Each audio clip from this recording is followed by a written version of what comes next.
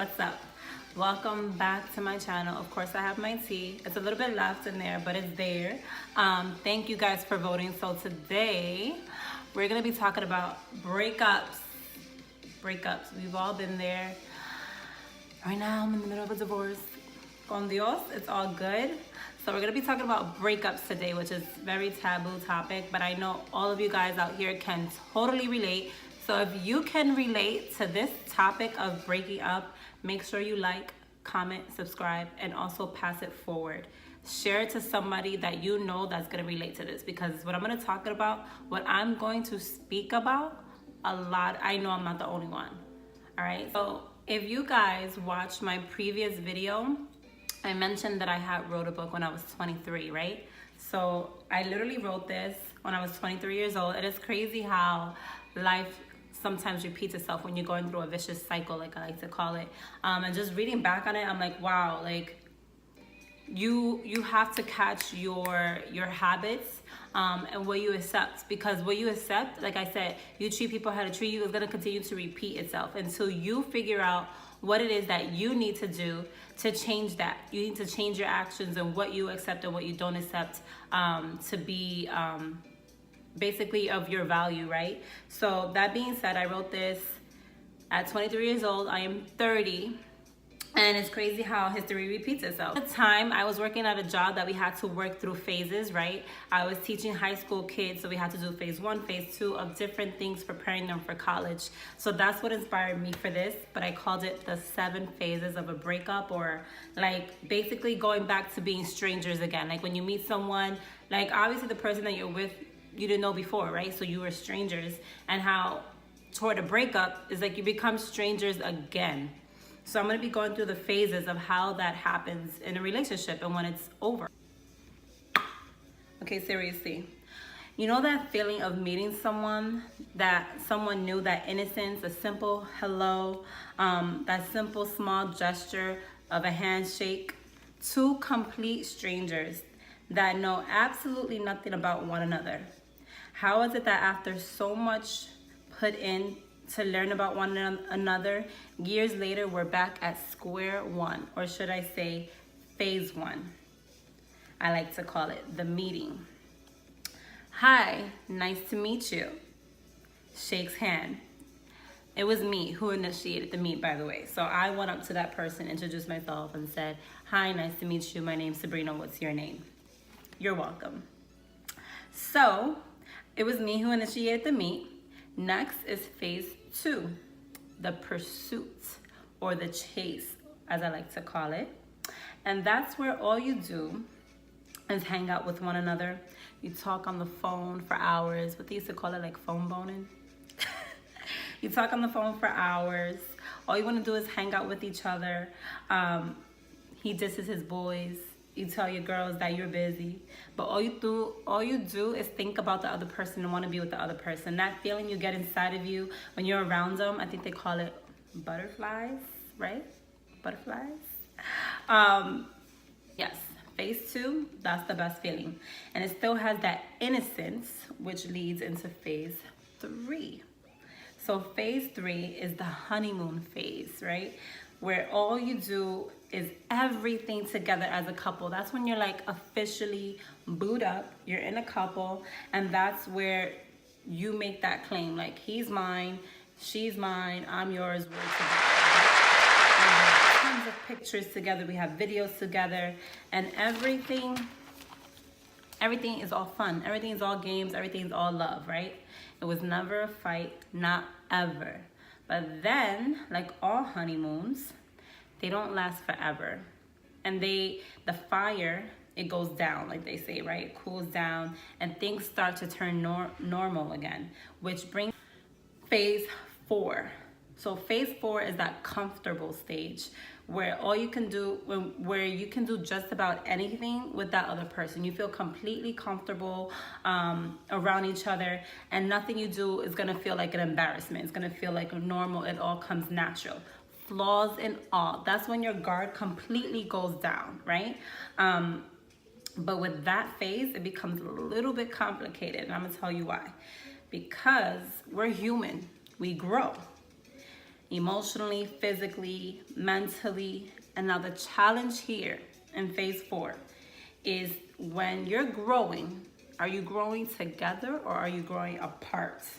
Really think about that. In this case, we grew apart. Instead of growing together and becoming stronger, you created that distance between us. We and ours became me, myself, and I. This duo became a solo. And whether I wanted it or not, that led into phase 5. Now, phase 5, I named it tolerance.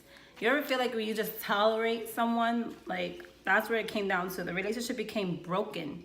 The friendship was gone. It was long gone. There's no friendship there.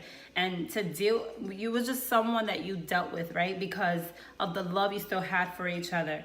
And the routine of everything, of us, was just something that you were used to. And maybe it wasn't something that you really wanted, but it was something that you were used to. Like, you ever just tolerate something because of comfort, right?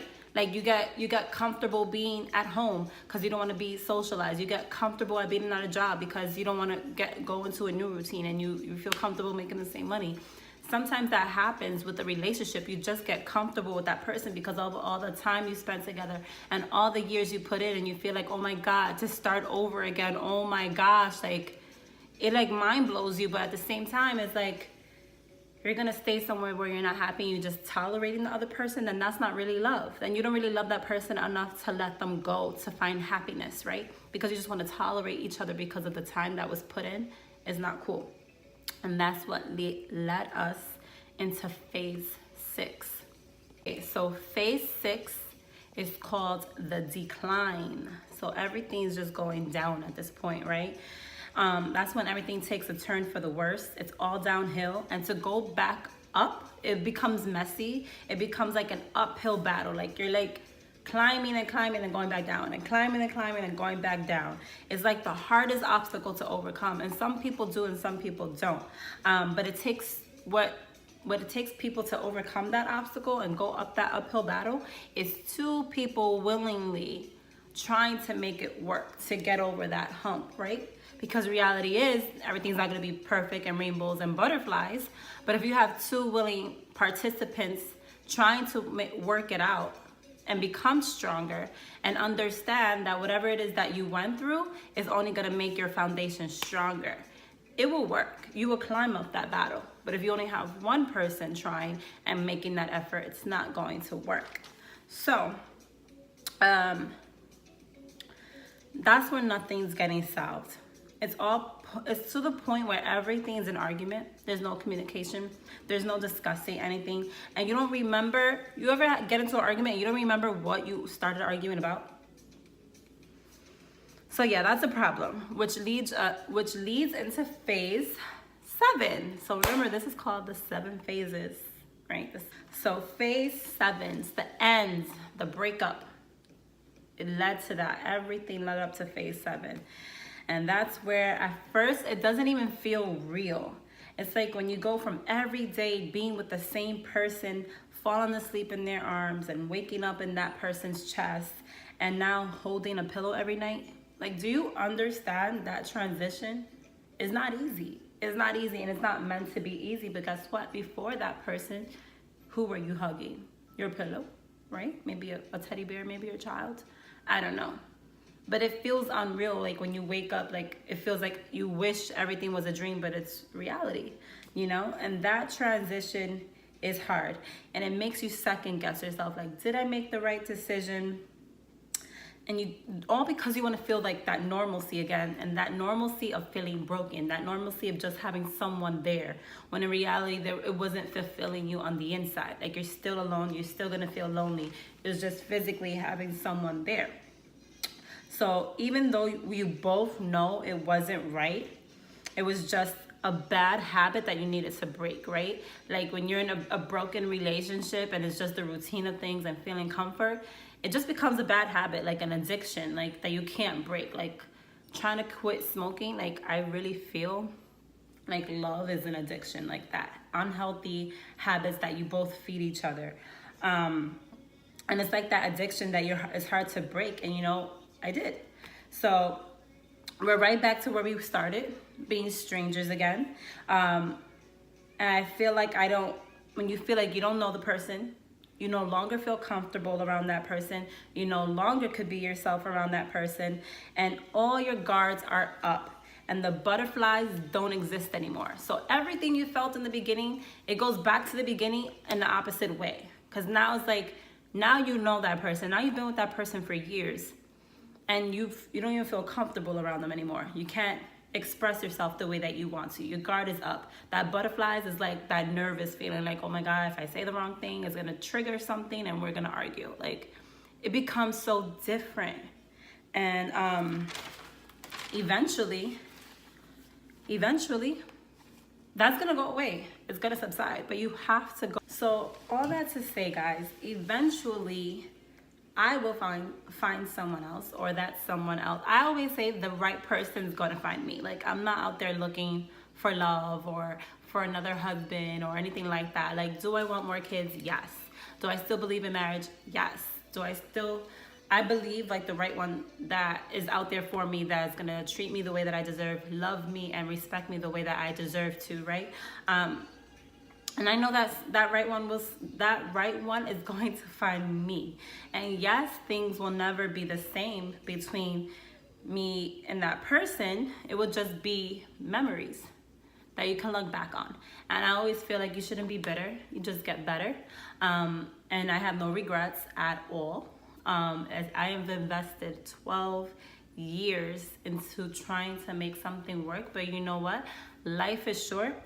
And I can't dedicate myself for another 12 years and I'll be 42. And then like, what did I do with that? You know what I mean? Like, I want my years to be fulfilled, to be happy, and I deserve that. So it'll just be memories and cards and photos in the shoebox, along with random things from this period of time where strangers, we were the most important things in each other's lives.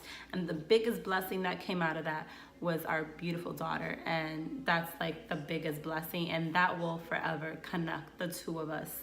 This is not gonna lead me into a next phase, but not even chapter, a next book, right? A next book with a different story to tell.